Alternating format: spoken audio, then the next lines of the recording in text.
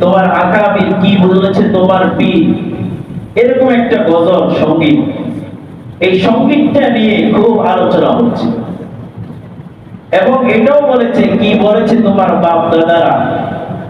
এই যে একটা কথা, একটা বলি, এটার পরিপ্রেক্ষিতে আমাদের কথা হলো, যদি আমাদের আকাবির যারা আছে, আমাদের পীর যারা আছে, পীর তো এটা ফার্সি শব্দ, এটার মূল অর্থ হলো পথ প্রদর্শক।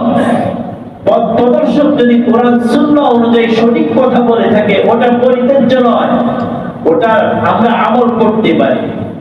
আমার পীর যদি সঠিকভাবে নামাজের কথা বলে, আমি ওটা আমল করতে পারি। আমার আকাবির যদি সঠিকভাবে নামাজের কথা বলে, ওটা আমি আমল করতে পারি। আমার বাপ দাদা যদি আমাকে নামাজের কথা বলে থাকে, ওটা পরিত্যাজ্য নয়, ওটার উপর আমি আমল করতে পারি। কিন্তু আমার পীর যদি আমাকে সঠিক কথা না বলে কোরআন সুন্নাহ অনুযায়ী, ওইটা পরিত্যাজ্য, ওটা আমি মানার দরকার নাই। আমার আকাবির, আমার মুরব্বি যারা আছে, তারা যদি কোরআন সুন্নাহর বাইরে কোনো কথা বলে, ওটা আমার মানার দরকার নাই, ওটা পরিত্যাজ্য। কিন্তু যদি কোরআন সুন্নাহ অনুযায়ী কথা বলে, ওটা আমি গ্রহণ করব।